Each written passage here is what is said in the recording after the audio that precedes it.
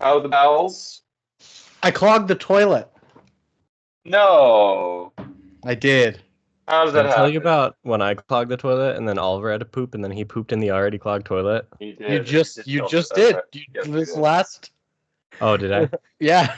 That's 2 times in less than 24 I hours. was so tired last night. I was barely even here. Hey, But you're me here every again. day of my life. I think this snowball is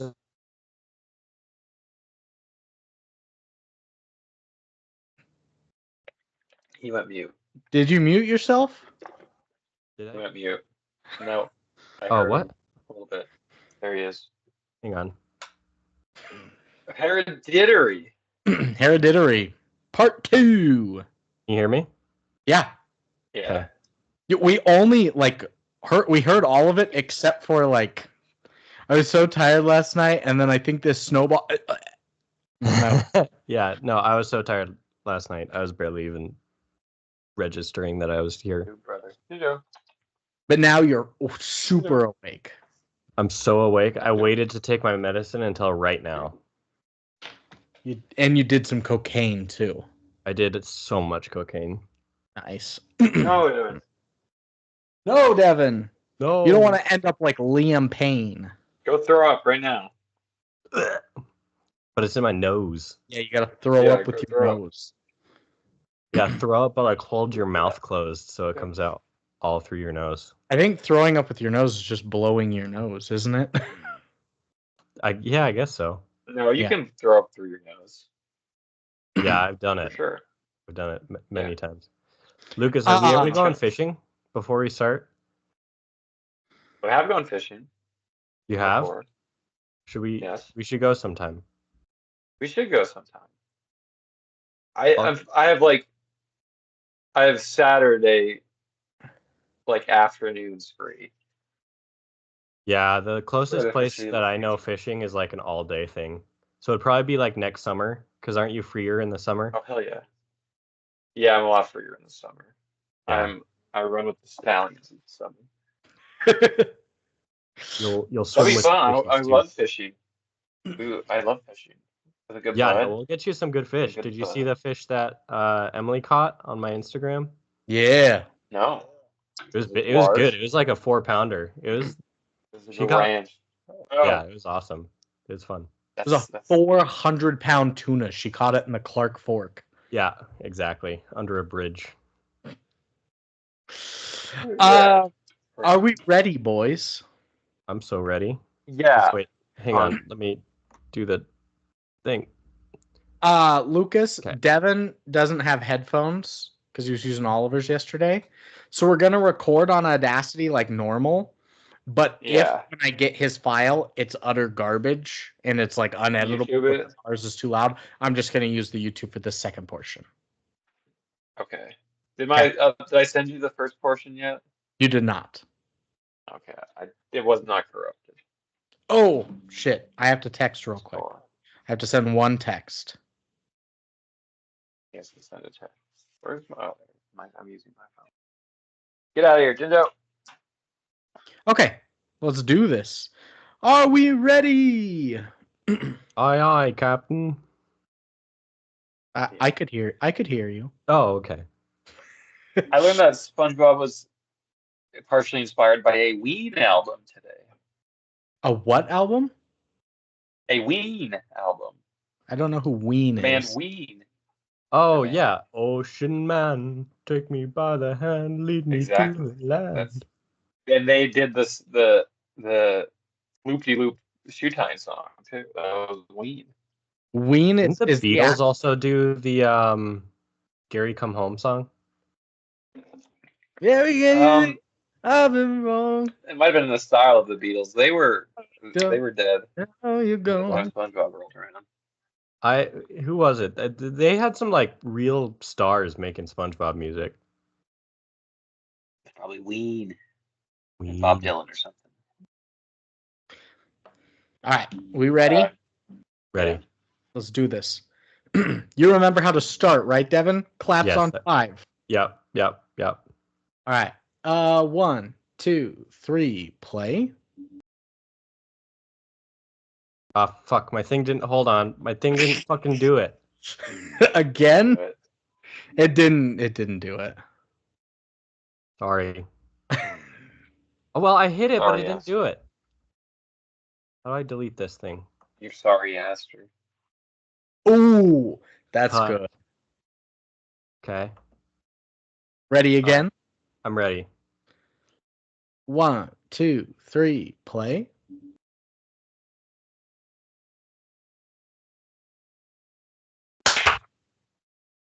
That clap was so fucking loud. I clogged the toilet, guys. No. Well, isn't that something? It is. Did you You clog a remember a real long, long toilet time ago or when I told you about my clogged toilet? I did. I do. I do. that was I 3 minutes ago canonically? Um, did you did you clog a real toilet, Brandon, or did you clog it because it was a tiny little toilet in a little miniature house? No, I clogged a real toilet, not a miniature set or anything.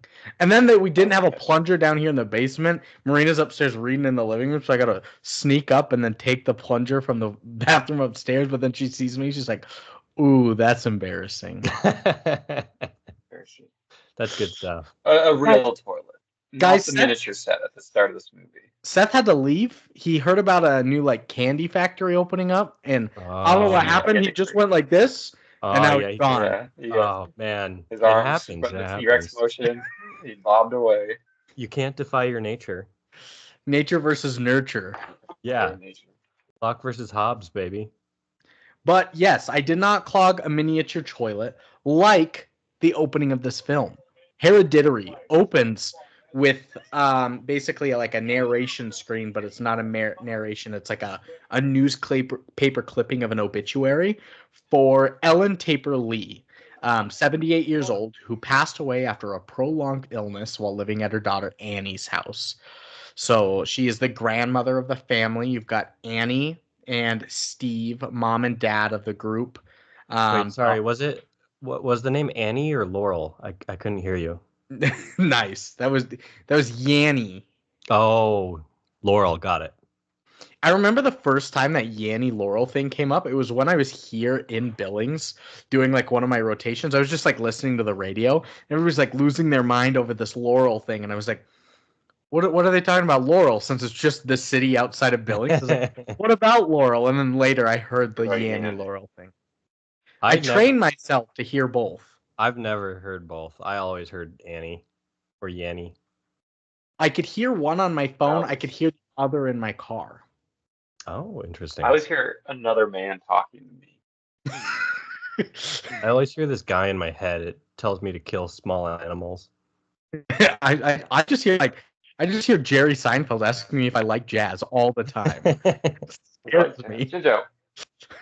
But yeah, so the obituary for Annie, or for Ellen, and the story begins with the viewer looking out from a window in a workshop towards a treehouse, then turning around into the workshop to show a series of dioramas and miniature sets that are built, all of houses and rooms and things like that. And it starts zooming into an attached bedroom on the in there house. From the movie, the room. The room, yeah, and room. And it starts zooming into a bedroom in the dollhouse that is in the workshop. And this is just a fucking seamless transition right off the bat. I was like, oh! Into the real world. Oh, so good.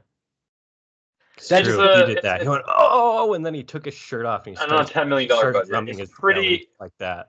Well, you can just tell when something is in fucking better hands. Yeah. The music, the mood, the tone. Allstate, yeah. It's not They're cheap. in good hands. Even though it's relatively cheap. Allstate. You in good hands? Yeah. Ari Aster's hands. I thought that was a flower on your shirt for the longest time, Brennan, but I'm realizing now it's the Walmart logo. Yeah. Seamless trend. It shows how good those miniature sets are too. That you don't even blink an eye at how seamless it is. But Steve Graham, the father, wakes his teenage son Peter and his 13-year-old daughter Charlie up for their grandmother Ellen's funeral.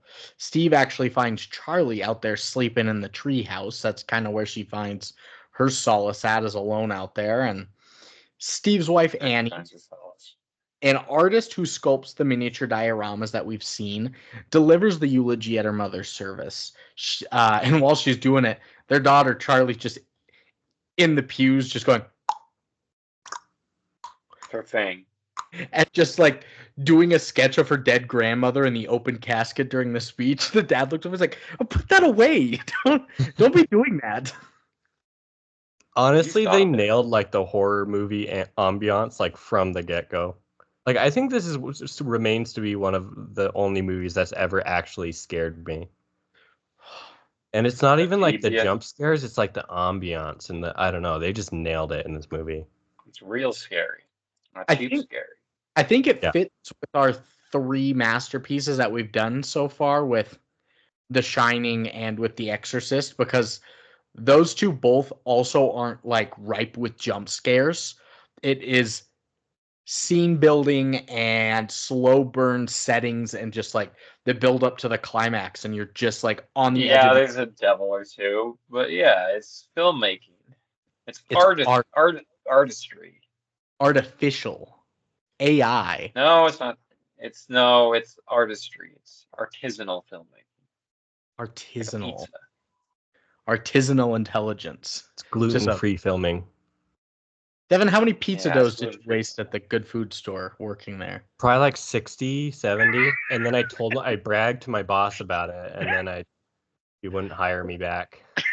But I got real good at throwing them. I just, I needed some sacrifice. Need some practice. I used to, when I worked at Old Chicago, just extra pepperoni, that equals 3 bags of pepperonis on your pizza. So you're welcome. Not the food cost of 4, maybe. That's okay. You ordered extra. The only place that gives you like a good amount of pepperoni without having to ask for extra is Mackenzie River. The good old boy pizza's loaded. Yeah, they fuck shit up with that. I remember when we would close at Cold Stone and I would order Old Chicago on the way out, and Lucas was working at Old Chicago. I'd order the pepperoni rolls, and they're usually like 3 bites. I'd come home, they're like 7 bites a piece. I was like, these are so fucking big. I lumboed up. Yeah, I ordered the. I hated that job. That was the worst job. I mean, I've all my jobs besides being a teacher or a golf course guy have been the worst job ever, but that one sucked. What about that brief stint of Jimmy John's?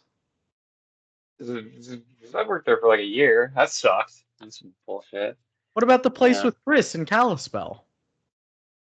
That wasn't too bad, although it kind of sucked. But that was like I'm fucking slinging it down here in the fucking trenches with my gunnery sergeant pulled. Yes, sir.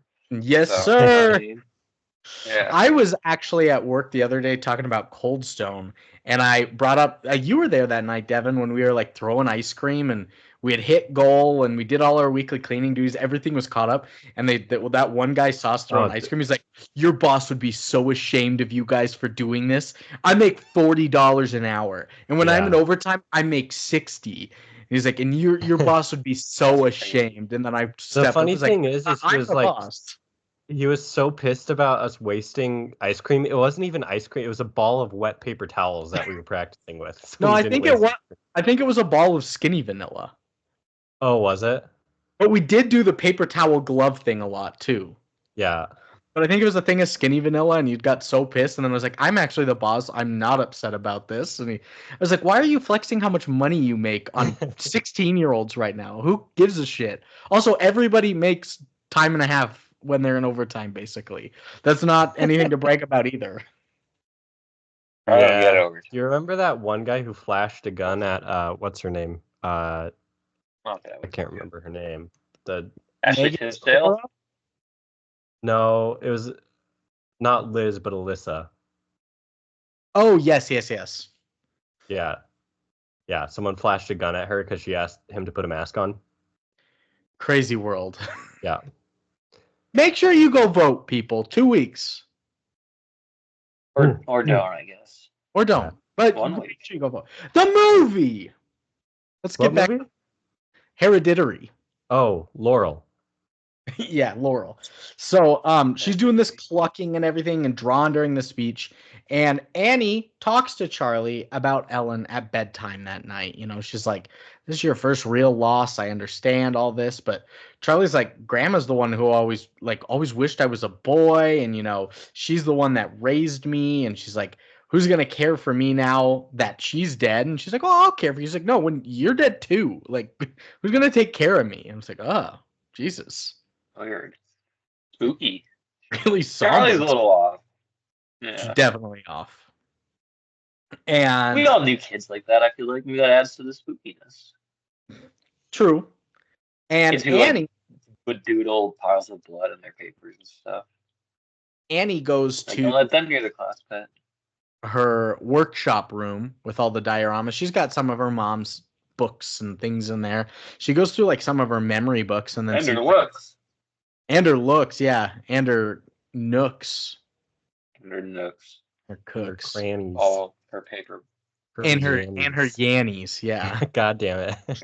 And she looks and sees a book that's like notes of spiritualism, and then she just like looks up and like like a slow fading away apparition of like a haunting vision of Ellen just like fades away, and I was like, I'm so fucking scared right now. What the hell is Boonby that? style. It was Yeah. Boonby style. It was kind of reverse Boonby. Yeah. Right? When you turn and it's already there and it fades out, It's reverse Boonby. it's scarier than when you're sitting at a dinner table and then it's just like, oh, who's this woman next to us? She wasn't here She before. popped up. You should watch Uncle Boonby, Devon. Yeah. God, fuck if I remember. I think I watched it on Indonesian Netflix or something. I bought it on Prime in like February of 2022 in anticipation for Devon being on that episode, and then he like never returned for the podcast ever again. So I had written a Uncle script. Boonby who can recall his past lives. He can, yeah, that's an important distinction. Can recall his past lives. Oh, there's two different ones? Fish eats a lady out. It's great. Ooh, okay. There's ghost monkeys. Ooh, ghost monkeys. Yeah. Fuck yeah. That was my nickname in high school. And the hardest fucking needle drop at the end of the movie. Oh my god. It's genuinely perfect. Yeah. And it's so slow. It's achingly slow. Not this one. Not Hereditary. This is pretty slow. It's a slow burn. But I'm so scared as that apparition fades away and Annie turns one of her miniature dioramas around to show a set when Charlie was a baby and Annie was like trying to breastfeed her there, and old Ellen, her grandma, has just her breast out as well, like trying to impose her will. Oh, she's confused. Yeah. She's got invited to the tit party. Ooh, that's a good party. Yeah. Tit party, party 2. Titties. Titties. The fuck? And it's the next day. Everybody's at class. Charlie's in her classroom when a bird, this is a good jump scare, just out of nowhere, just flies dead into the window. She like is unfazed by it. Everybody else is like freaking out, and she's just staring down a pair of scissors on the teacher's desk. She takes those scissors, goes outside, cuts the bird's head off, and puts the head in her pocket, all while a woman across the street is just like, hey, like waving, like Frankenstein's monster. Charlie's a little messed up. Dude, this movie was so scary. Did you watch it alone, Brandon, or did you watch it with Seth? I did watch it alone. Was it dark? No. I had it where I turned the lights down a little bit, but not fully dark in my basement. But the scene at the very end after the spontaneous combustion and Alex Wolff wakes up in his bed and she's in the corner. Spoilers, guys. Yeah. I had to take a break. I was like, I know there's 15 minutes left. I have to take a break. I know this scene's coming up. Then I came back downstairs. I was like, all right, let's do this. And I turned off all the lights and I watched that. Oh. What about you, Lucas? Did you watch it alone or with Alex? The off by myself. Off for the first half and the second half on in my classroom. Oh, in the classroom? During my prep period, yes. Nice. While grading worksheets. Nice. Nice. Well, yeah, so she cuts the head off. A woman was waving at her. And Annie starts to begin like researching apparitions. And while she's doing this, her husband Steve receives word from the cemetery that her mother Ellen's grave was desecrated. But he decides, you know what? I'm not going to tell my wife. Probably should have told your wife. I mean, it would have upset her, but she's like, I just saw her in the other like she's right there. Like, Hello? is she dead? Like, and Annie tells Steve, like, she's like, you know, I'm going to go to a movie. But actually, she's attending a grief counseling support group. And there, she openly discloses her mother's mental health issues, including the dissociative identity disorder, dementia, the toll that her brother Charles' suicide took on the mother, and how he had always blamed her for putting, like, people inside him. I was like, what? You're putting Ooh. people inside you and then you killed yourself? That's cool. I don't want anyone inside me, Lucas. Yeah, you do. Well, you're in the wrong biz then. You- Proctology getter. You've been giving me all of the hints, Brandon. All the hints. That's your job, not a proctologist, a proctology getter. Yeah, you have to get them. People are in you all day, Brandon. I looked it up. Proctologists make The so proctology much cadaver. money. Like, so much money. Well, yeah. Yeah, you have to. You gotta dig around and poop all day. Like, there's only like a Doctor. couple like doctors that make like cardiologists, neurologists, plastic surgeons, anesthesiologists. Like, that's it. And it's like all the ones in like the surgery realms, like neurosurgery, cardiovascular surgery, plastic surgery, and The anesthesiologists always kill themselves too. that's actually true. There's way higher I rates think there. that's the highest. Yeah, because I think they fuck up all the time. I think they either like knock people out for good, or they like people like wake up in the middle of surgery. Like, ah, shit. High risk. Jesus Christ, that's so scary.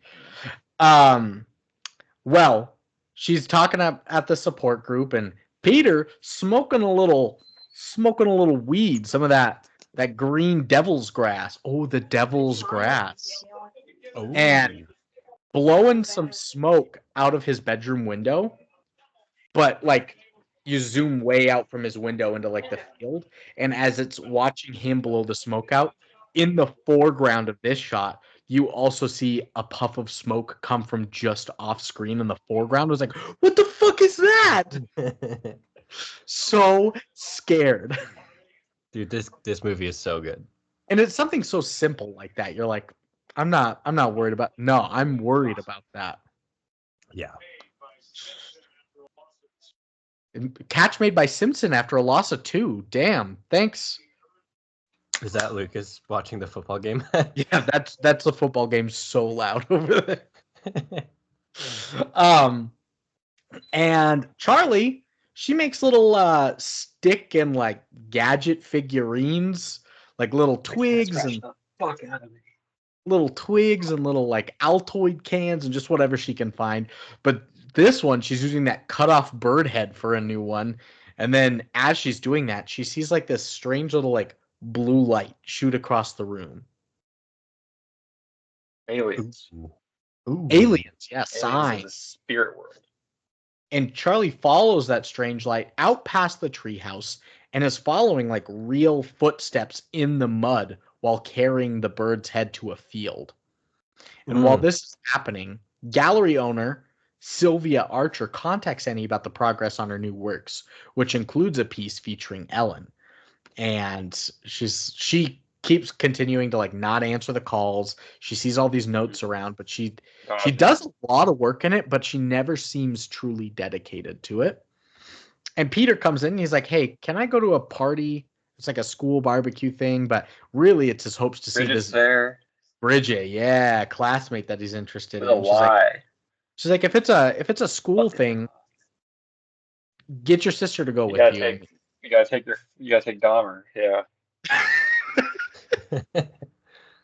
He's like, I don't want to take my sister, but I guess I might have to. I don't want to take Dahmer. And Charlie has walked out into that field. She's experiencing a vision of her grandmother just sitting in the field, like surrounded by fire. And Charlie's out there just going. I was like, what the fuck is she doing? She's fucking. It's insane. When she She's finally gets like demonized. shaken out of her trance by her mom, she gets screamed at. She's like, "You're going to that fucking party." So she's like, "Okay." Yeah, that's the right thing to do. Yeah. And Charlie's like telling her mom, she's like, "I want Grandma. I want Ellen." She's like, "No, you're going to the party. Ellen's not You're going to here." this party. You're gonna have fun. And so at the party, Charlie's all flustered. He wants to get some She wants. pussy and smoke some weed. That's Peter. Yeah, that's Peter wants to smoke some weed and get some pussy, but he's got to Hell yeah. basically monitor his sister, and he ends up blowing her off. He's like, "Look at that chocolate cake. I'll be back in like 30."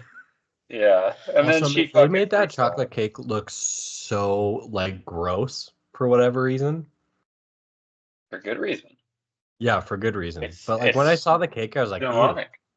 It was just a normal chocolate cake, but that was my first reaction. Was Poison. poison. Poison. Poison. Poison.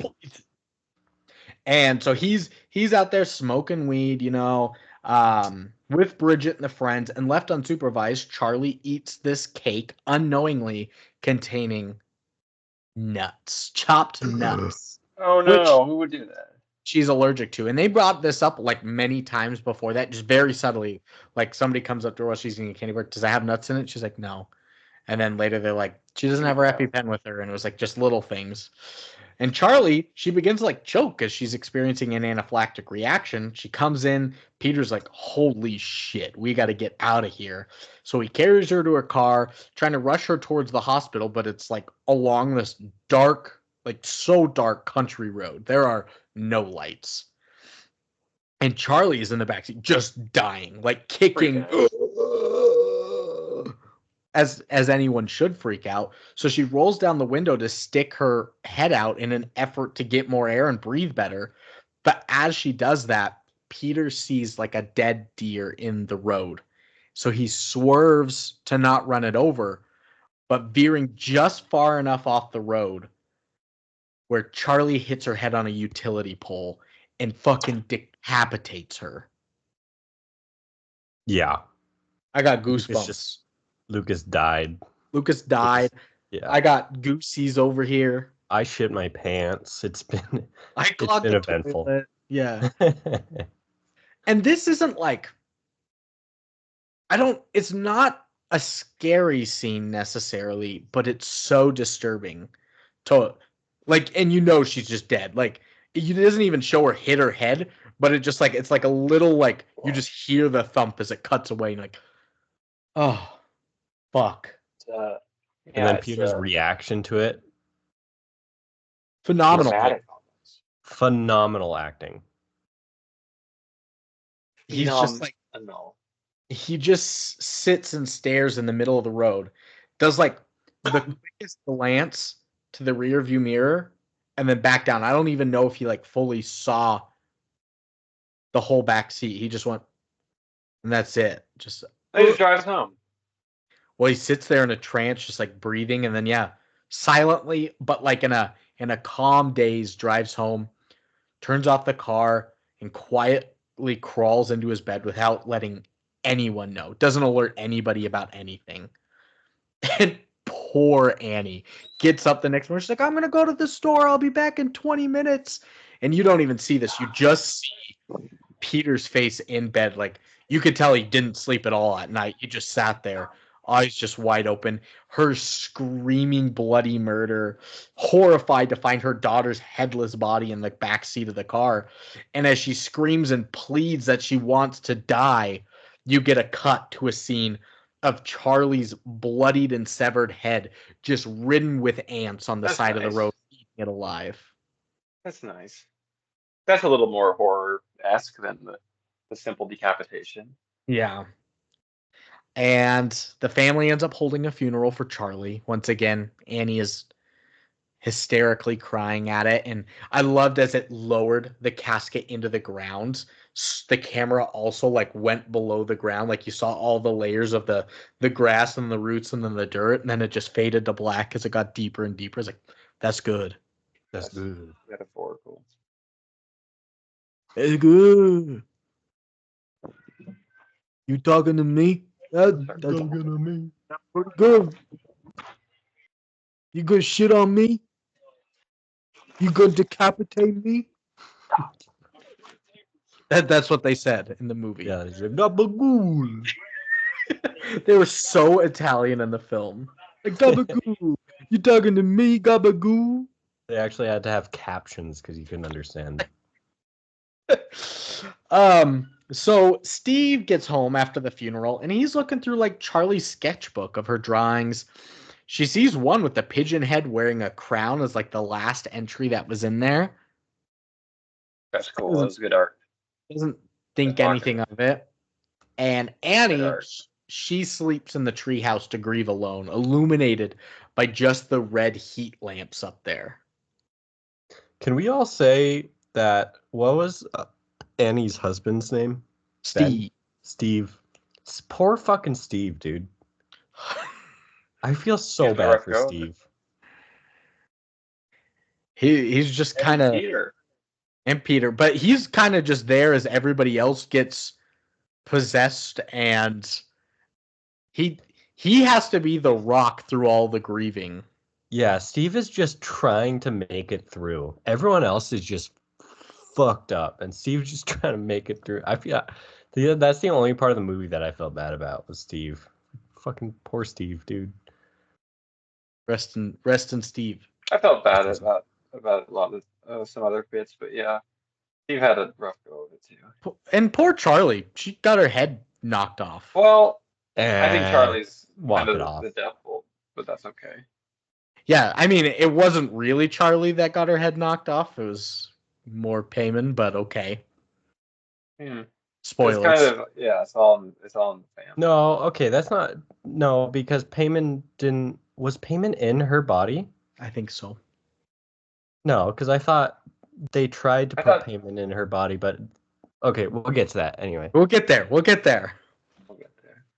So, Peter experiences a panic attack while smoking some marijuana under the bleachers. He starts feeling like his throat is closing, and he's seeing just quick flashes of the rear view mirror in his eyes before biking home from school. And I don't know how far they live or whatnot, but he comes home and it's dark.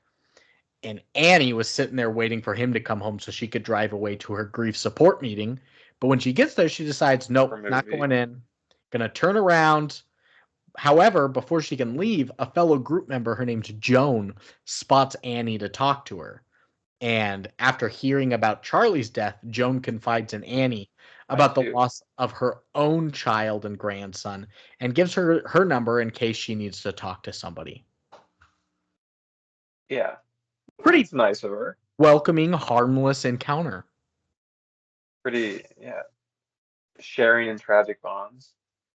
And when Annie returns home, Steve, I don't know if it was comforting or if he was trying to make a pass at her. He scooted a little close and put his arm on her shoulder. She immediately just leaves. I think it's the latter because he does some of that shit later on too. Yeah, and so she goes to sleep in the treehouse again, and Peter is in his room when he hears Charlie's little cluck.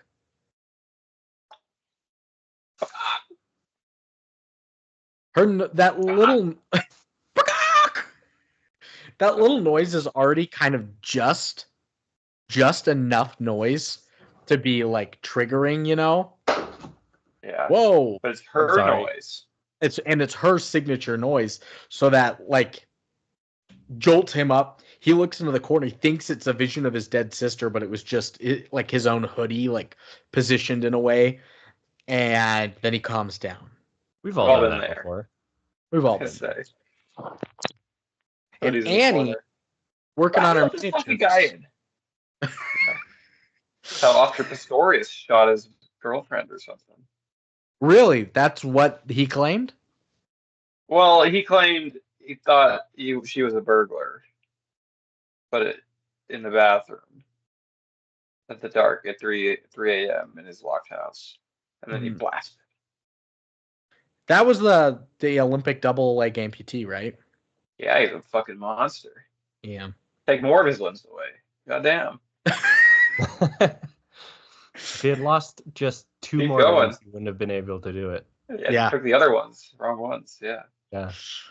Well, Annie's working on her miniatures when she sees a note like that she wrote about calling to extend her deadline, and she spills paint all over everything and right next to the note from Joan. And so she Oh, no. slowly is cleaning things up, trying to figure out if she's going to call Joan or not. And this is where I really noticed the music. Like I said in the facts, there was 85 minutes worth of music. A lot of it is just like this low drum with like a heartbeat pulse almost to it. And I was like, this is haunting. Yeah, exactly. It's Good. it's a catambronic, if you will. What does that mean? I made it up. It was that was Cespedalian of me. It was you said it confidently enough that I was like, yeah. Yeah, And I don't even you are an remember what I English said. teacher, right? I am. Yeah. But I believe That's it. right. Anything that comes out of your mouth. Catambronic, sure. I believe that vomit. I believe it. Yeah, he believes it. It's believable. That was so real. Wait, what's that word mean? What's bleh mean? Thank you. I did. Speaking of, I had a Are you drinking a deodorant over there? I don't drink. That's sorry. That's gross. You shouldn't do that. I had to remove a song from the play we're doing today because it's all about how Jews make you successful in Hollywood. So we had to axe that section of the play today. Are you running the play as well? No, it's just in class. Oh, It's okay. in class. I Speaking see. of Jews, which is always a good way to start a sentence. Yeah. Hold on. I started an Let Oscar her Wilde. speak. I started an Oscar Wilde novel, dude. Fucking people used to That's be great. angry at Jews, as it turns out.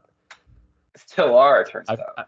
Yeah, I've never heard of it. Heard of people being mad at Jews. But Oh my gosh.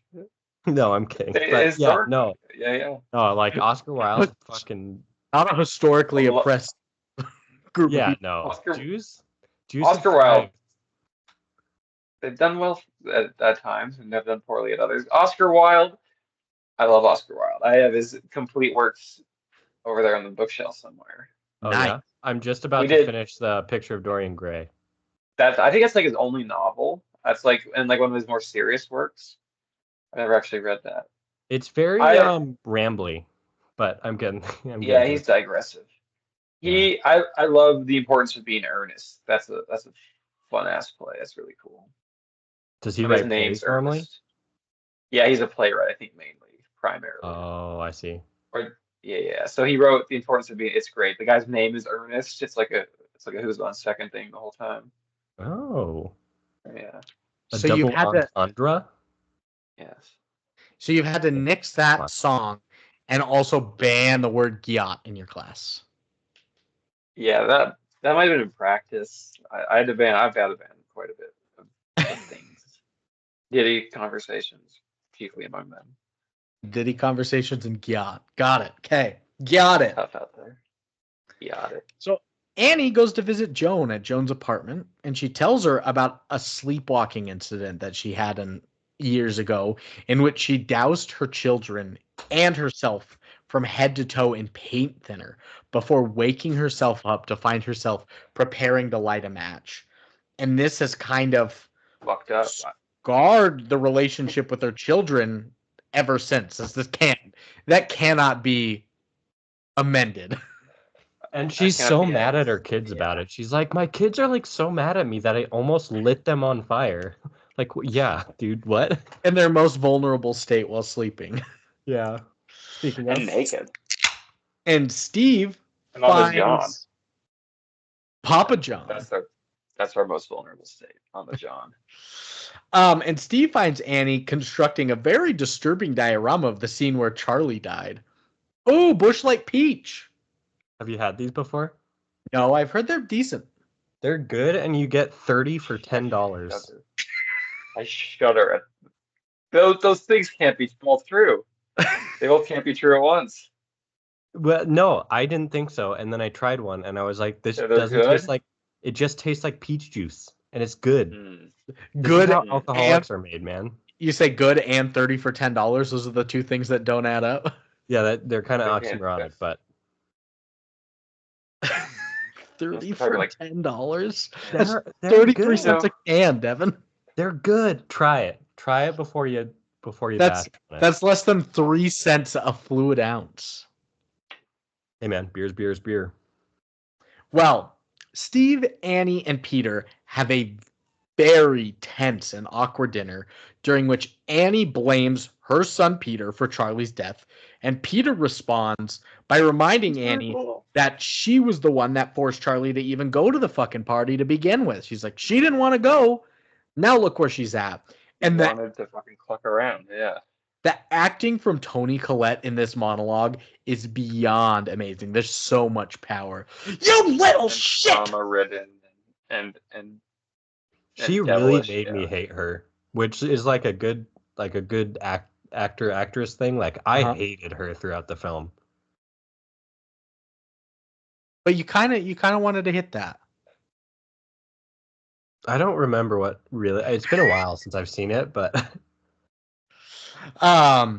And Annie, after all this, she storms off. She runs into Joan at an art supply store, and Joan's like so excited to explain to her that she attended an open seance that changed her skepticism about physics. Not like physics like gravity and law of motion and Isaac Newton, like not physics, psychics. Jesus Christ, Brandon. someone at work asked me to spell psychic, and I spelled physic, and Mhm. I've never forgiven myself. That was like 6 months ago. I still think about it every night. The one that always gets me, I'm like, I can never figure out how to spell rhythm. I'm like RYTHYYMT. There's always like too many Y's and too many THs. Like, I'm like, is it RTH? Is it RY? Isn't it RHYTHM? I don't know.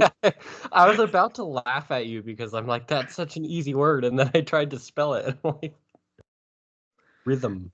That's the word I got out on my spelling bee. Rhythm. It haunts me. And you know this, Brandon, and you bring it up again. It's just one that gets me all the time too. I'm like, there's too many consonants like right next to each other, and Y is the only vowel, and it's that weird like sometimes Y is a vowel, but mostly it's not. I'm like, pick a lane, Y. Pick a lane, why? You put fucking Lucas over. And Brandon. And conscious versus conscience. I'm always like conscience versus conch. I get stuck. I but would get stuck on February versus Labrador. Always get it mixed up. you're trying to. The You're always February trying to talk retriever. You're, Yeah. Labrador has 4 weeks and a leap day. That's right. I'm like, all right, kids, it's Labrador the 7th. Labrador 7th. Today I've got to go home and walk my February retriever. That's right. And then get into some rhythm and blues. You're in that Canadian island of, yeah, rhythm. Rhythm. Isn't there See, I don't- Labrador Island? Uh, Land of There's a Labrador? Devon in Canada. ooh. Why would you know? Back to the movie. Movie. We didn't bite on that tidbit. Joan tells Annie that a medium was able to conjure her dead grandson, Louis, and taught Joan how to conduct Nice. a seance as well. So she invites her over to witness a seance firsthand. And Joan seemingly makes contact with Lucas, who uses both a glass and a chalkboard to Me? communicate. Annie is freaking out as the glass starts moving on its own. And it's not like a Ouija board where all your fingers on it and maybe somebody's pushing it. No, it flies No. across the table and the chalk is just Horsepower writing shit. on the chalkboard, and she gets a gust of wind blown through her hair and she freaks out. There's really no question in this movie, like any is it supernatural? Are they going crazy? Like kind of right from the get go, they're just like there's witches and shit. Yeah. around. This is the devil for sure. This is real. This is real. And Joan assures Annie that she can conduct a similar conjuring herself by using a personal item from the deceased, reciting a specific cryptic incantation, and making sure that her entire family is in the house during the summoning. They've all got to be there. They don't have to be a part of the recitation. But like Got to be in the house. Yeah. And Annie, she's driving home after the sand, just hears, oh, her head falls off. no, yeah. her head doesn't fall off, but she's looking around crazy, freaking out. And so she wakes that night to find a swarm of ants leading all the way up to Peter's room and his dead body just eating his face alive like Charlie's was. Peter, But then no! She wakes up from the sleepwalking trance over her son's bed, and he's like, Mom, like, what are you doing? She's like, what? And he's like, you were sleepwalking again. This was the scariest scene in the movie for me. This was the scariest part of the movie for me. You can't trust anything after this. Well, is this the one where she almost lights him on fire again, or like dreams about almost lighting him on fire?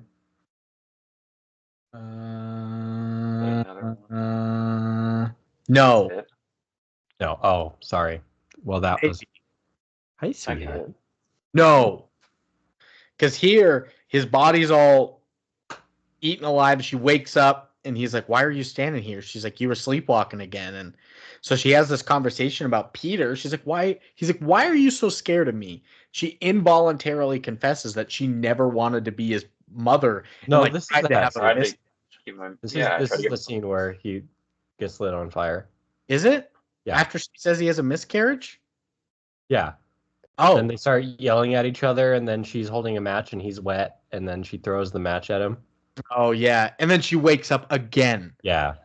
Sleepwalking dream within a dream. Yeah, that was the scariest scene in the movie. I was like, I can't trust anything else I've seen after this. This is like... Or before. It's like that Black Mirror episode. We brought a Black Mirror like 2 weeks ago. Where he fucks a pig? No, the one where it's like he's testing some VR thing, and it's a VR inside a VR inside a VR inside a VR. Oh, I do know this one, actually. Yeah. We talked about the one where you like choose your own path. Choose your own path, yeah. Babylon. No, not Babylon. Bandersnatch. And so after she wakes up, Annie is in the bathroom and recites Joan's incantation with Charlie's sketchbook while Steve and Peter are sleeping. And now, claiming that she summoned Charlie and done a ritual, Annie excitedly wakes up Peter and Charlie for a seance. The demon ghost of our decapitated daughter. And so she's like, come on, do this with me. Like, actually lean into it. And Peter's kind of freaking out. Steve's like, honey, let's go to bed. Jesus Christ. Poor Steve's just trying to get through it.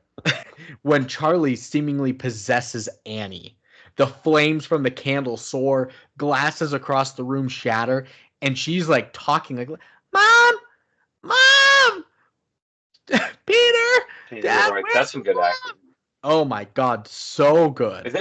She didn't win an Oscar for this. She right? Wasn't even nominated.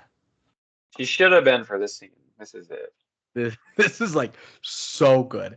And Steve ends up snapping Annie out of her trance by dousing her with water. And Peter's just crying from confused fright. Steve's like, don't do this again. You see what you're doing to Peter here? Like, God damn. He's fucked up. Just let me fuck. We're doing seances in the night. Just let me fuck. Let's smoke weed. Yeah. That's what Steve's saying. He wants to fuck so bad. Yeah. And then I never fully got the gist of this, but there were many scenes that showed just like small writings on like the wallpaper in the rooms. I never paused them fully enough to read them and figure out what they were, but there's writings on the wallpaper. Oh, really? It's like the yellow wallpaper. You ever read that story? No. In school? It's a wallpaper. I read yellow wrapped in blue water. In school? Hmm? Never heard of it. It's a Native American tale. They made us do it for Indian Heritage Month. I try not to. They made us do that. We did Fool's Crow. Some people did the The true story of a part-time Indian. What is that one? That's what absolutely true diary of part-time Indians. My kids Yeah. are doing that in book club. For Yeah. my sophomores. It's great. Those are some of the ones. He's canceled, the author. I've heard, yeah. But after all this and this crazy night, Good book. Peter goes back into his bedroom, doesn't even go to sleep, just sits on the edge of his bed, staring blankly into the distance in the dark. Crazy transition to cut to him perfectly sitting the exact same way in his classroom and his desk, too. This scene was also really scary. Is this the one where he gets... No.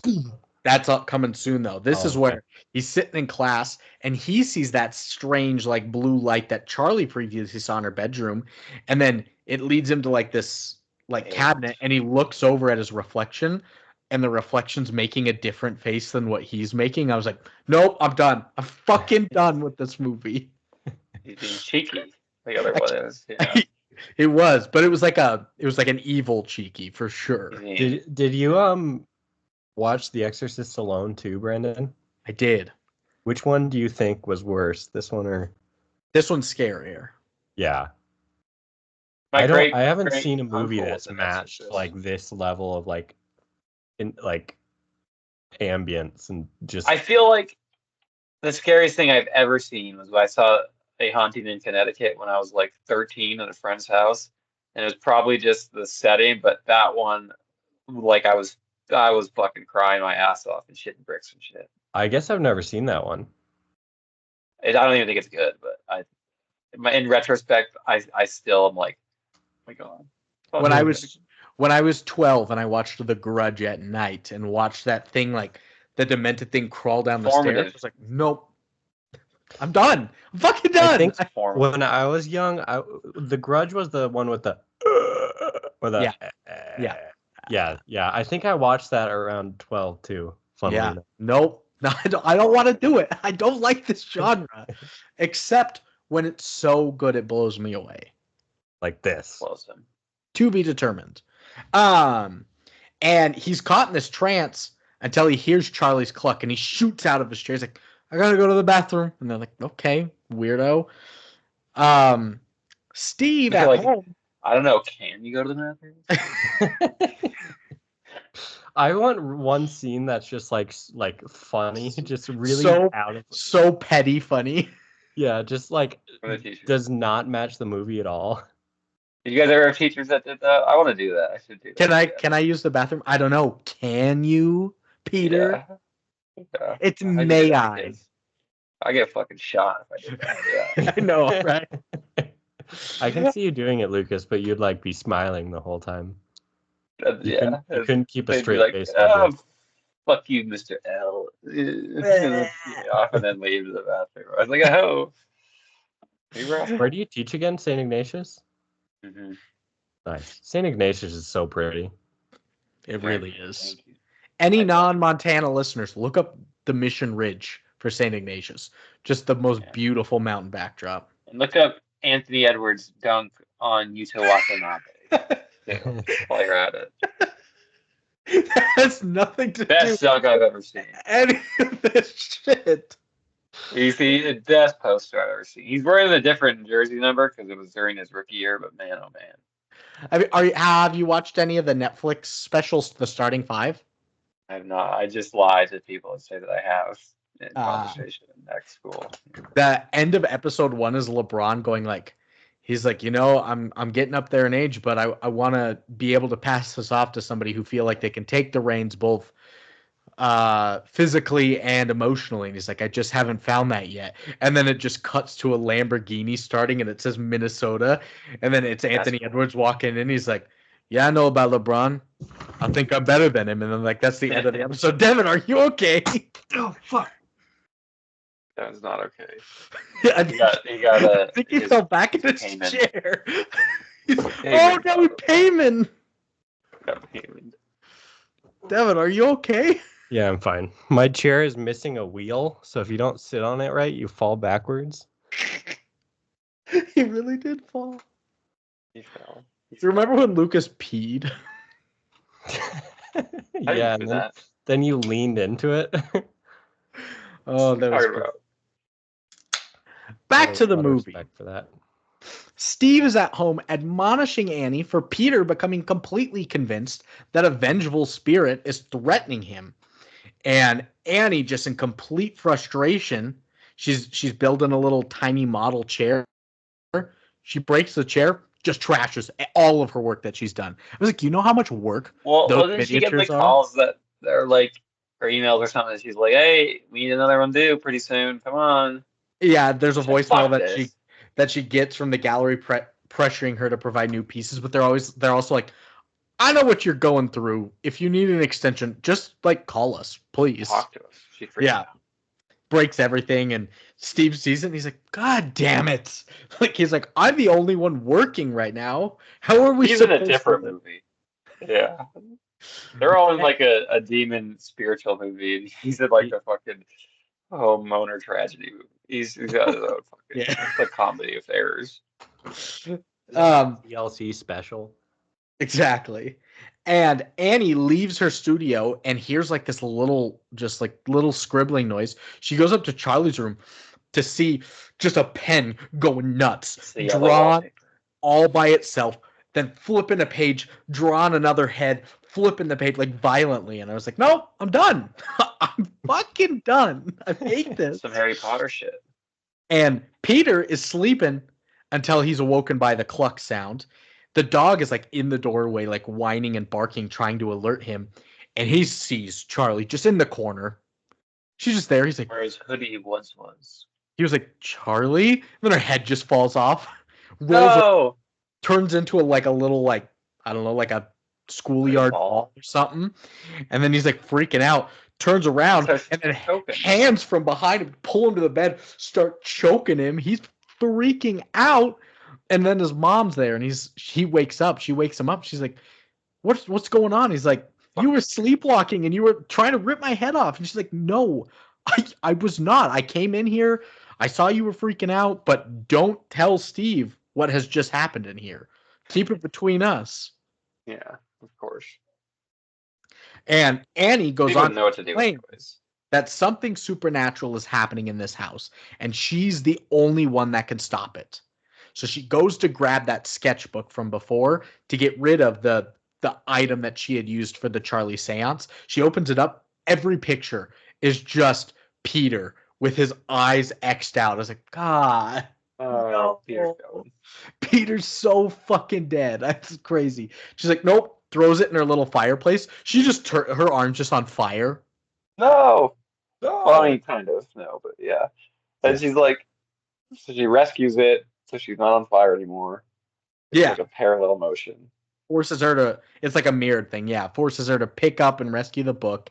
And so she goes back to Jones for help. She's like, this is not what I had planned. You made this seance sound so nice. You get to talk to your grandson. It's so peaceful. This is hell.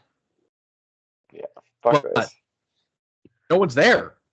No one's at Joan's residence. She doesn't go inside, but the camera starts to pan backwards through the hallway to show that her whole place is decked out in like witchcraft paraphernalia, including a ceremonial triangle or what are those called? Pentagram almost. Mm.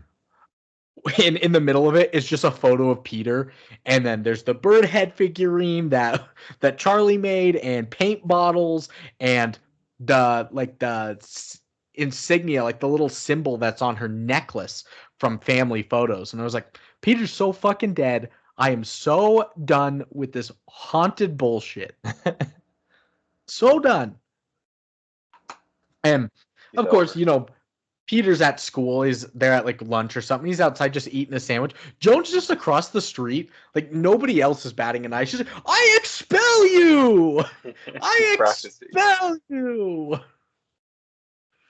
Everybody else That's is what my like, great great uncle used to do. He was an exorcist. We talked about this. Did we?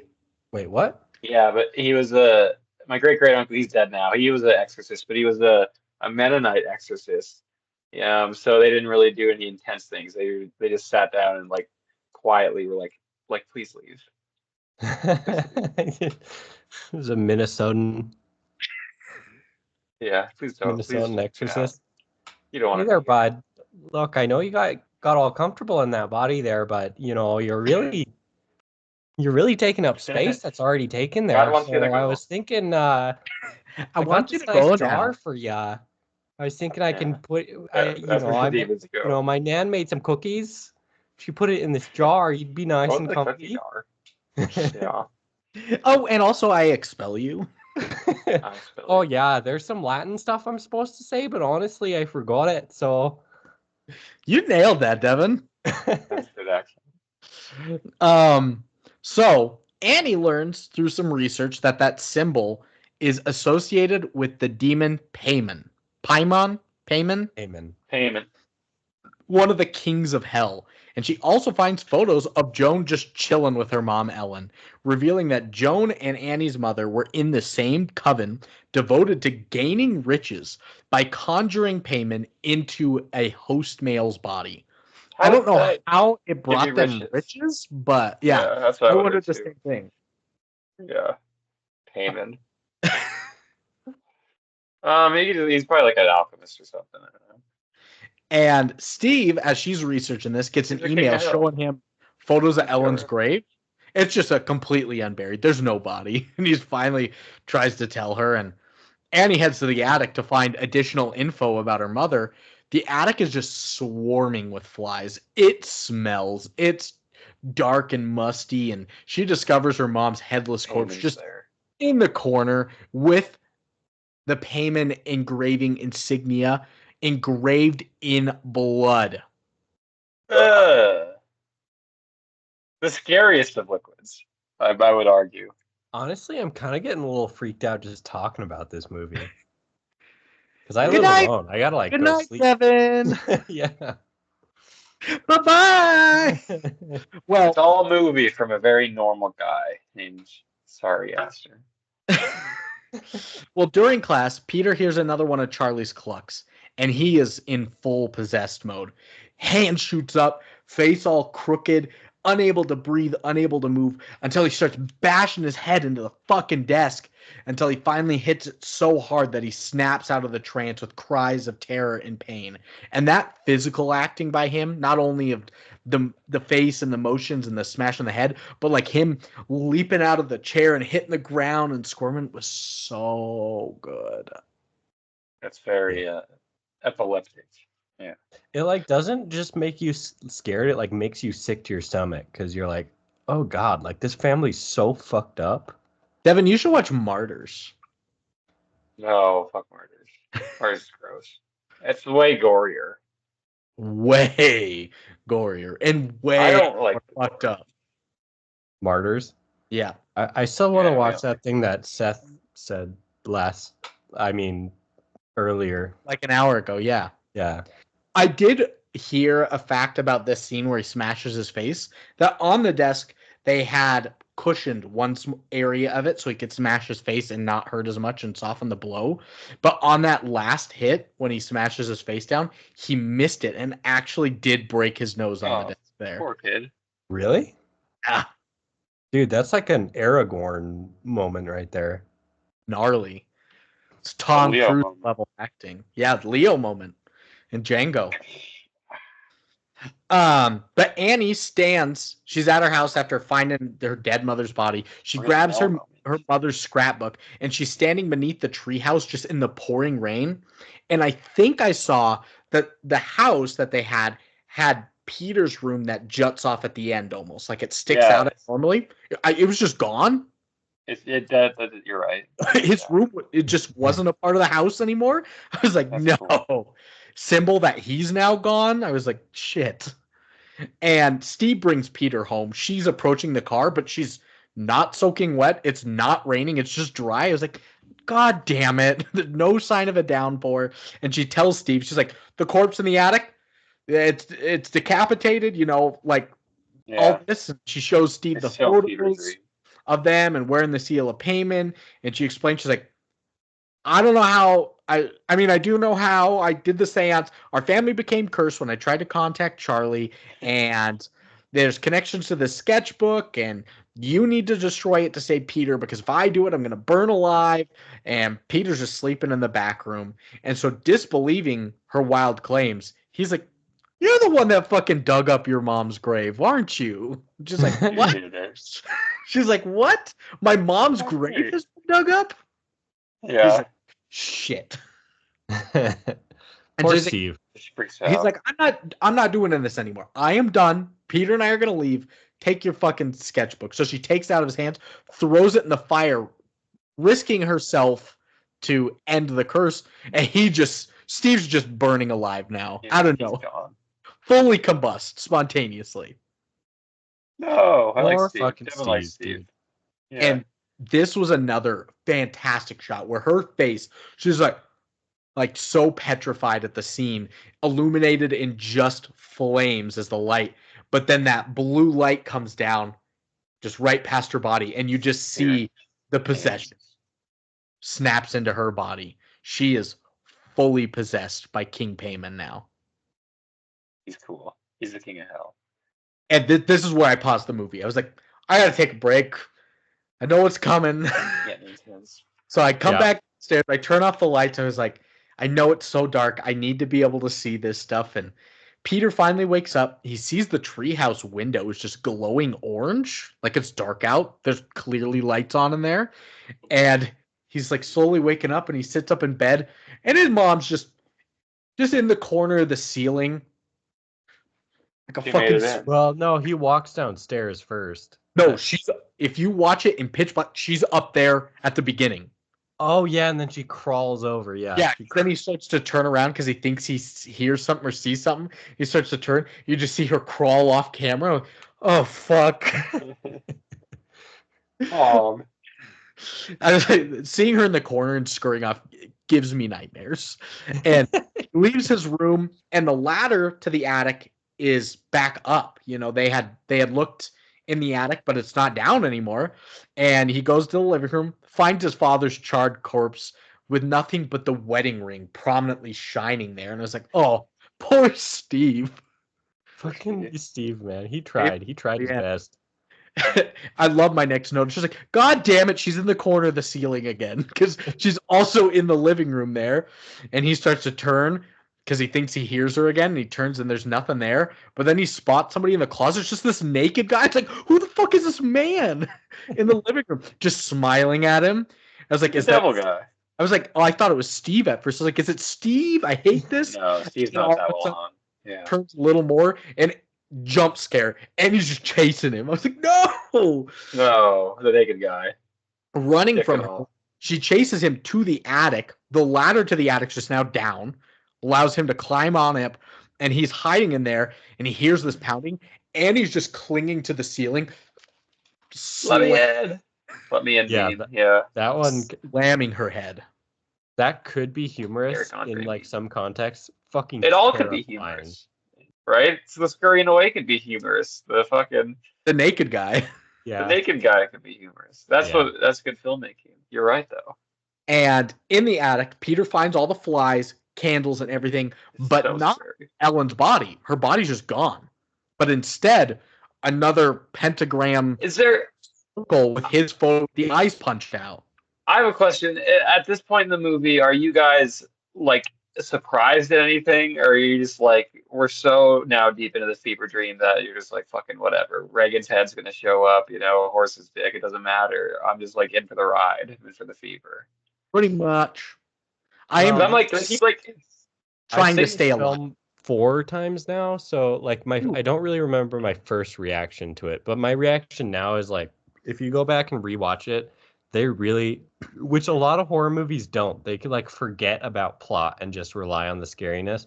But this, like, actually, the plot actually like ties together really well in this movie. it in like a fucked up way, I think, in like a dreamscape way and everything. Yeah. I Yeah, just they were like they not just like gonna heard, oh, there's nothing there. Oh, there's pentagrams, naked guy. Oh, fuck. They're not is, going like, to let some placed well. continuity error ruin their film. They crossed their T's, they dotted their I's, they made sure all the Legit. little things were in place. Yeah. And he turns around.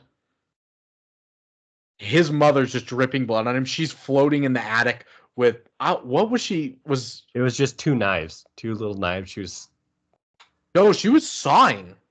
no, I think it was like it was blade. sounded like sawing, but it was just 2 knives, and then she like started going so fast that it sounded like sawing. Oh, so he's just watching his possessed mother sever her own head and confronted by this horror and just 3 more naked devil worshippers in the attic. He jumps out of the window as that sawing motion quickly continues until a thump of the head falling off sounds. Peter's head hits the ground below, which seemingly knocks him out, maybe kills him. But then he rises after that Did glowing he like light. jump out the window? Is that what happened? Yeah, out of the third Yeah. story window. He's like, yeah. And Peter rises after that glowing light from before, seen previously, hovers around his body, and the cluck happens, and he snaps into it. And from here, he follows. I did kind of laugh at this, where he looks over, and his mom's headless body's just floating into the tree. Yeah, that part was what is that? that part was That pretty was- funny. Not scary, but he Yeah. just like starts to walk. There was his dog dead in the grass? Yeah. Oh, damn it. That's sad. And an assembly of like devil worshippers in various states of nudity. Some completely nude, some not, some half. They're outside, inside the tree, greeting him. And Charlie's decapitated head, eaten alive and everything, is sitting atop a statue of King Payman with the crown. Peter's in there just like looking around with a dazed, flat expression, but he's not scared. He's not running away. He's A dazed, confused vibe about him. yeah, exactly. In a literal And sense. we're shown Annie and Ellen's headless bodies lie bowing on the floor in front of the statue. Joan's voice comes around with a crown, puts it on Peter's head, and says, "Welcome, Charlie. We finally found a body for you." And Payman has finally arrived while the coven hails the demon's arrival. And the story kind of just ends with a shot of a miniature model treehouse filled with dolls that look like Peter and the coven and the headless Annie and Ellen as it all fades out. And that is the end of Hereditary. It's the end of Hereditary. That's also going to have to be the end of Lucas's time today because I'm 5 minutes over my heart out and the cat is, you heard that, is not happy. So I'm going to give, that was good timing from the dick. I'm going to give a Hereditary an 8.8 on the lasagna scale. This was your watch, right? My first watch, my first Sorry Aster movie. And I'm not sorry.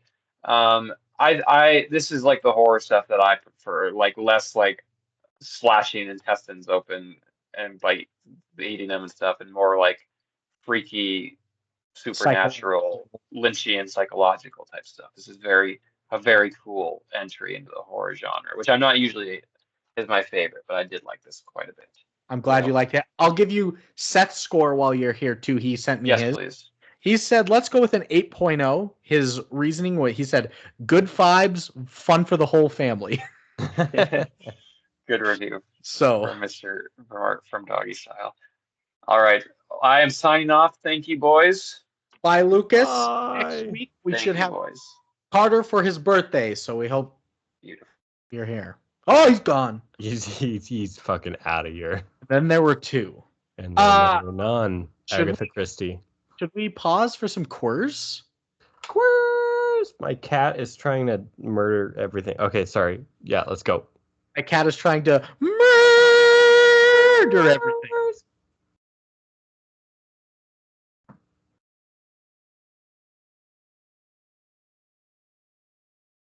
So you watched this movie. You watched this movie years ago. You definitely have quotes that you took. Oh, fuck. I forgot about the quotes. So you're fine. Lucas doesn't take quotes anymore. Seth only usually takes like 3 and he's not here. So it's not going to make a huge difference. Hang on. I bet I could think of one, though. Lucas isn't taking a quote until Palestine and Israel reach an agreement. Is that what he said? Yeah. Oh, man. Haven't they been going at it for like 100 years? Pretty much. Oh, man. Okay. Can you think of a singular quote? I only have 5. I remember when Annie and Peter were fighting, she was like, I wish you'd just take fucking responsibility, because no one in this family takes any fucking responsibility. But that's the only thing I can think of. That's okay. That's a quote. I find myself conflicted because in good movies, there's such good writing that I want to put quotes down, but then I find myself just so deeply entranced watching the film that I don't want to take quotes down. Fair. It's a catch-22. So I have 5. Let's see. When she comes down from the attic after she saw her dead mother's body up there, her headless mother's body. She's talking to Steve. She's like, I just need you to go upstairs, please, Steve. And then there's more. And he's like, you mean what more? There's more than your mother's headless body? Of course there is. He goes up and sees it though, right? Yeah, he does. In the movie. He comes down, he's like, what the fuck is that? Yeah, I remember that. I kind of said this during it, but Charlie and Annie going back and forth. Charlie goes, who's going to take care of me? And she's like, excuse me, who do you think? You don't think I'm going to take care of you? She's like, no, when you die. And I was like, Yeah. Annie talking to Peter in her dream within a dream. She's like, I tried to have a miscarriage. And he's like, how? She's like, however I could. I did everything they told me not to, but it didn't work. And I'm happy it didn't work. He's like, you tried to kill me. He's like, no, I love you. He's like, why would you try to kill me? She's like, I didn't. I was trying to save you. And I was like, oh, powerful. Yeah. And then it like cuts to him being wet. Yeah. And then that scene fucked me up. That was such a psychological scene. When Steve walks in on Annie doing the miniature of the decapitation scene and the utility pole, I love how big and tall the pole is. But Steve comes in, he's like, you're not going to let him see this, right? Just like, who? He's like, Peter. She's like, it's just a neutral scene of the accident. I was like, oh, terrible. Don't let him see this. I don't know if it's neutral to him. Yeah, or neutral to anyone. Yeah, terrible scene. And this is your quote scene, actually, the screaming at the table. And he goes, all I do is worry, enslave, and defend you. And all I get back is that fucking face on your fucking face. So full of fucking disdain and resentment. And now your sister is dead. Yeah. Dude, this movie was so good. Such a good movie. I honestly loved all I get back is that fucking face on your face. Like, that's so funny. But that's 6 quotes from us. It's ratings time. And it's all you. Lucas was up 2-1-1. I think you're going to win today. For what? The guessing game. Oh, yeah. I think you got this. I believe. Okay, what are we doing first? Rotten Tomatoes, the thermometer. This is critics. It's a percentage. 88. You're so close. It's a 90. Damn it. And then people percentage? Is this percentage? Yes. 81. 71. Damn. I was right that it was lower, though. It is lower. And then audiences on IMDb, critics on IMDb Metascore. This is out of 100. 88 again. You're so close. It's an 87. God damn it. And then people out of 10. 8.4. 7.3. Okay. So critics gave it an 87 and a 90 for an 88.5. Audiences a 71 and a 73 for a 72. Seth gave it certified fresh on Tomato Meter. It sure is. Seth gave it an 8. Lucas gave it an 8.8. Devon, what are you giving Hereditary? I'm gonna do 8.9. Ooh. But if we're just ranking if it's just horror movies, this is a 9.7. But if it's all movies, like 8.8 or 8.9. Okay, reasoning. You love it. I know you love it. Yeah, because you have to be in a certain mood to watch a horror movie, you know? True. But like, if you're in that mood, this is the horror movie to watch. I kind of like that. Yeah. You guys know me. I don't like horror films. I'm a little bitch. I love good art, and this is good art. The filmmaking, the storyline, the performances, every little bit of it, the production design, the miniatures, the music. I think in general, I think it's a 9.0 flat. It's right at that 9 mark for me. Dude, that's got to be one of the highest scores you've given. It's probably in the top 20. You've given a lot of 9.0s. We've done 180 movies. 180 weeks? How long is 180 weeks? 3.5 years. Damn.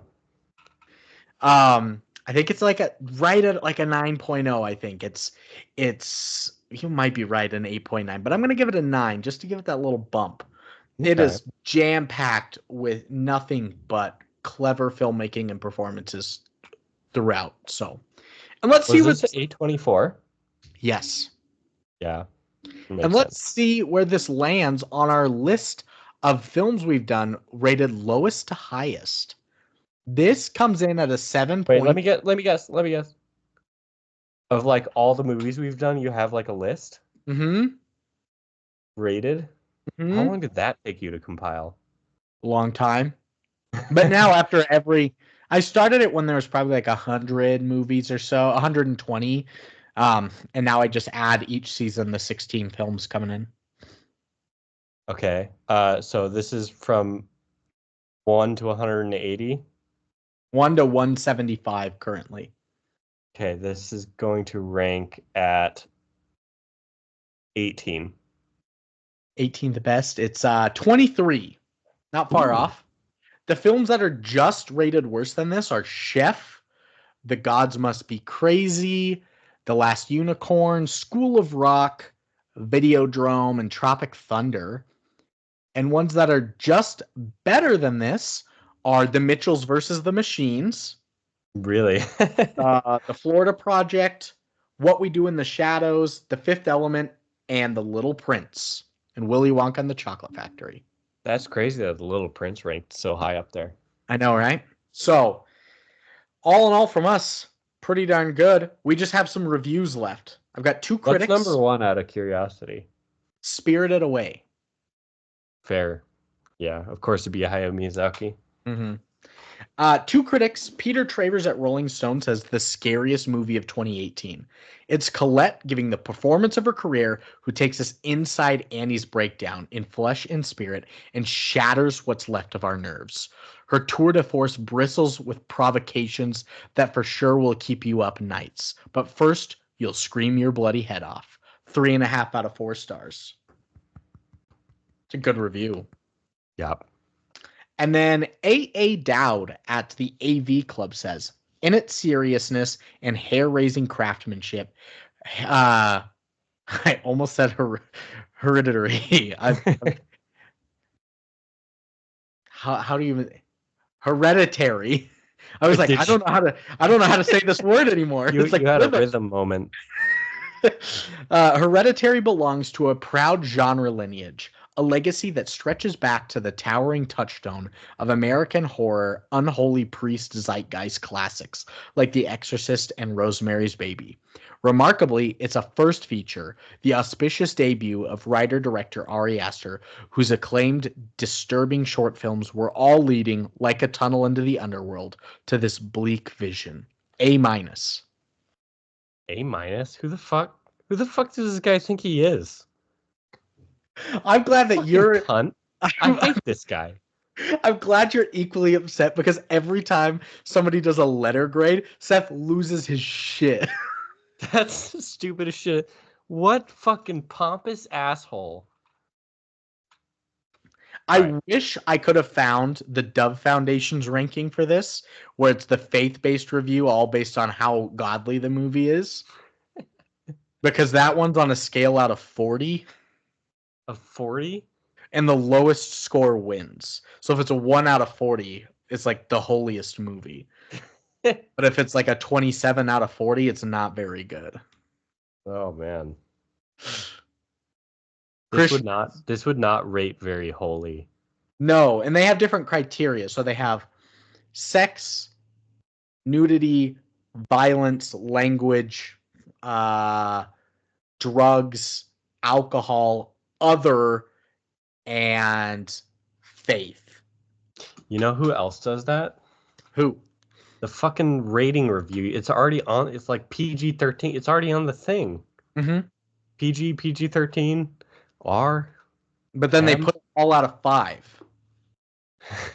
Make it a rating. And then lastly, user reviews. I've got 6. First up is Returner Snoopy Style.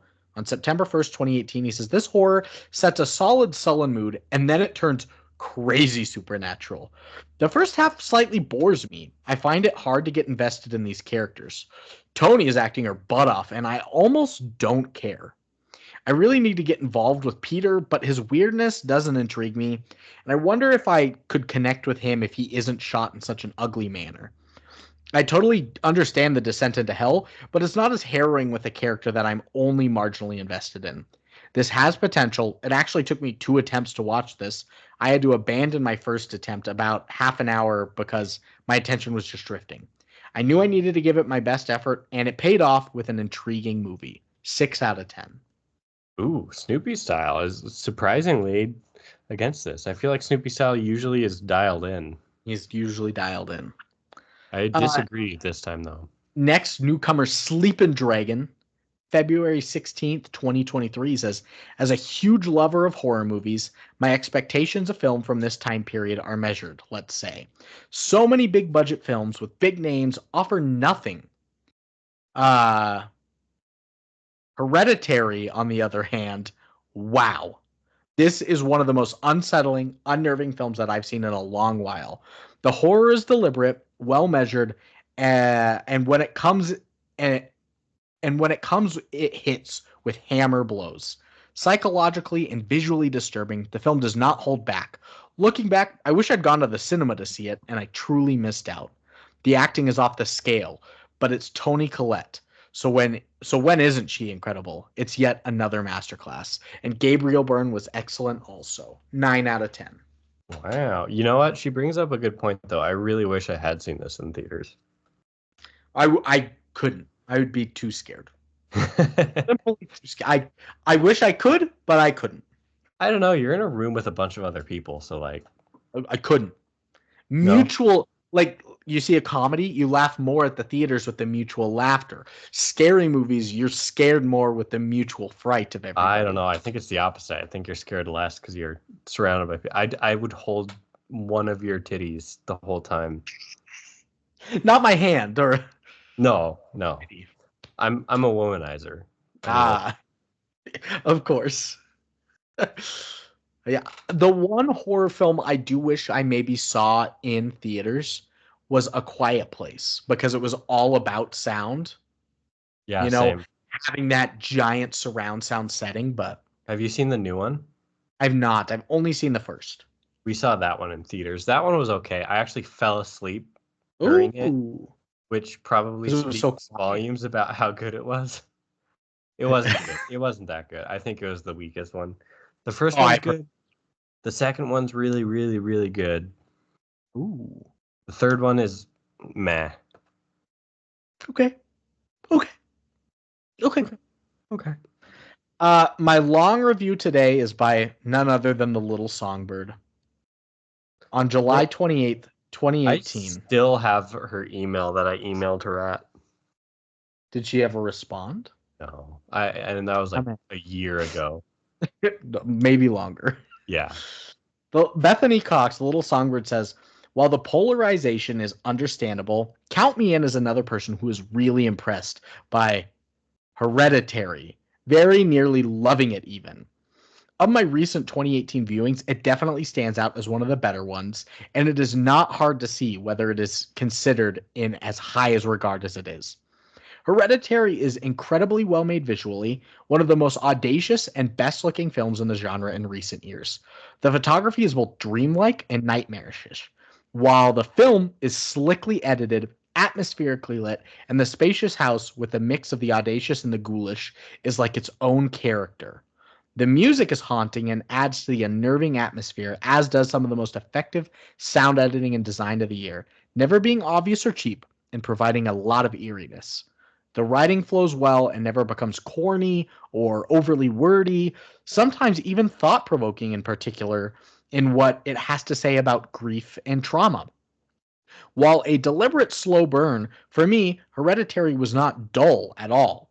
The star here is Toni Collette in a truly marvelous and often moving turn that calls for a mix of grief and terror. She grieves with pathos and conveys terror with intensity. It is a shame that the ending is a little rushed and that the plausibility loses its way at this point, instead coming over as a touch silly and like the film had run out of some steam. Otherwise, a very good film that was nearly excellent. 8 out of 10. I mean, she was right on. I did feel like the end was rushed, but I did too. I feel like it was deliberate, but it could have been drawn out. You know, it's almost like watching like something fall off. You know, it's like there's all this anticipation, and then when it actually happens, it's like everything's gone like immediately. It was like there was all this build up to it, and then the falling action was so quick and it broke and it was in front of us. It's like the mayhem is going to ensue regardless. It's got to happen. Yeah. So I think that's maybe why it feels that way. It's a physical and visual representation of entropy. That might be a little wordy. I'm just pulling stuff out of my ass right now. I was trying to be nice about it, but yeah, it did smell a bit like colon. Oh shit! And I clogged the toilet too. Dude, now imagine you clog the toilet and then just this kid. I swear to God, I don't know if it's normal, but he takes bigger shits than I do. So it's like it's clogged like a Saint Bernard shit. So it was clogged already, and I tried to flush it, so all the water had like seeped down. So there's no water in the bowl, just my shit, and on top of my shit, his shit. Mm-hmm. I think mine was just like it unclogged so easily. It was like one plunge and that was it. I think it was just a touch too much toilet paper at the top, so it was easy. But so that like because the toilet paper's there, mine was all water, like to the brim. Oh, really? Which is an easier unclog than no water and just shit. Yeah, for sure. That was one of the grossest. I was like gagging. I was like, and then there's no way around it. You're plunging shit, and shit was flying out of the toilet onto the ground and got on my legs. And of course, Emily was here, so she was just sitting, and Emily and Oliver were just sitting watching fucking Bob's Burgers, and I was fighting for my life in the bathroom. Yep. Okay. 3 short reviews to end it. This one's by Terry LaRosa. 11/11, November 11th, 2021. Almost your birthday. They say, not as bad as Get Out, which is just the worst. Nothing happens for every terminal minute that goes by in this beyond tedious affair. People championing this movie have no taste or perspective. You've been warned. Utter trash. 1 out of 10. What? And I find it completely ironic that he says it's almost as bad as Get Out, because Get Out was our other choice for the masterpiece for today's episode. He's just a hippie who doesn't like popular things. Or he just likes slashers, like old school horror. Yeah. That I don't think is actually that scary, but... Or good. Usually. Penultimate returner Matthew Silverhammer, he says... A seemingly random parade of truly unsettling images and ideas that was so deeply painful and difficult that it straight up ruined my night. And I absolutely loved it. The extreme emotions and twisted web of info is so slowly revealed and even funny at times that the experience is completely overwhelming. Colette may be the standout, but there's not a less than stellar performance within the bunch. 10 out of 10. Good. Well, and the ultimate? The ultimate is by newcomer Boy D. Walters on September. Boy D. Walters. Wasn't a thing where we were singing new Bevo is Bevo. Yeah, okay, just Bevo. Yep. And he says, I'm sorry, but this film could have been okay, but I hated it from the start. Every character in that family was so annoying, I'd have killed them myself. There was no one. There was nothing to care about. The whole thing failed because the writer or director made them all so damn unlikable that the story just didn't matter. The director obviously saw Martyrs and went for a big curve. And the whole thing could have been quite good if it wasn't for the characters. Hateful people, 3 out of 10. That was so deliberate. And like like they did their job because he didn't like the characters, and like you weren't supposed to like the characters aside from Steve. Poor fucking Steve. Exactly. He didn't get it, simply. So Yeah. that's gonna end it this week. Are you recommending No, Hereditary? I hate it. I hate this. No, yeah, of course. Of course. This Me is a too. good movie. But Me too. only if you want to watch a horror movie. If you're in the mood for anything other than a horror movie is that one genre where like you have to like you can't be like, hey, what should we watch? It can't be. You have to be wanting a horror movie. Usually around this time of year, but a horror movie can pop up from time to time. So I think Seth and Lucas would also give it a recommend. So across the board, recommends for The Downtown Spook Boys. Oh shit! No, I was gonna say. Hereditary, Oh, okay. and the Downtown Spook Boys. Ayo. Spooktober this month, and we're gonna start going into some birthday episodes next week. Carter's on for his birthday with the Iron Giant. Ooh. And then next week, after that, Devon, a new guest, Devon Spalding. Never heard of him. Do you see me slowly going down? Yeah. Doing Ace Ventura when nature. Oh, I'm still going. Hang on, I'm still going. Okay. Bye. I'm here. I'm Ace down. Ventura when nature calls. And then Earth Girls Are Easy and Rollerball to finish off the month. Nice. Before we get into some little holiday hoes. But before that, the Downtown Spook Boys.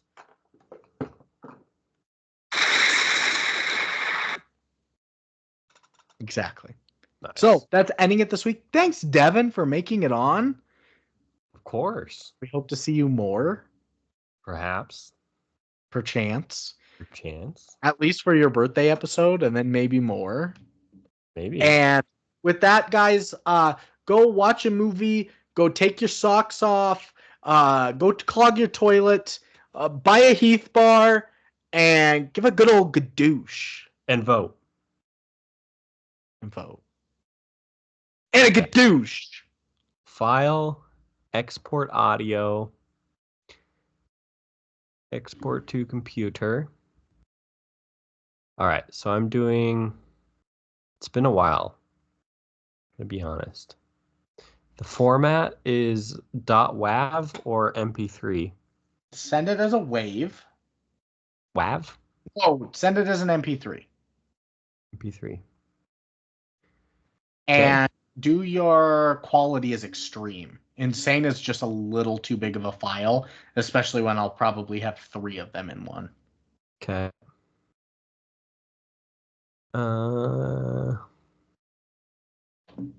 Export. It's gonna, and then where do you send it? Like, how do I send it to you? Send it to my email. They can do files that big? Mm-hmm. Or you can upload it to a drive and then share it with me. Okay. Oh, is it Hans Zimmer? The guy who does the soundtracks for like Pixar? No. Hans Zimmer's mostly known for Christopher Nolan stuff. He did Interstellar and he did Inception and The Dark Knight. Who did How to Train Your Dragon?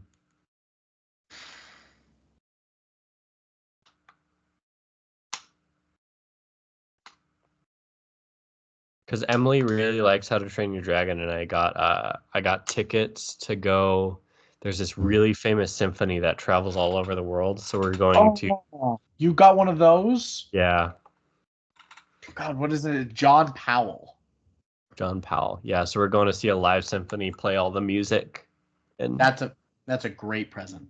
John Williams is the Steven Spielberg guy. Hans Zimmer is Christopher Nolan's guy.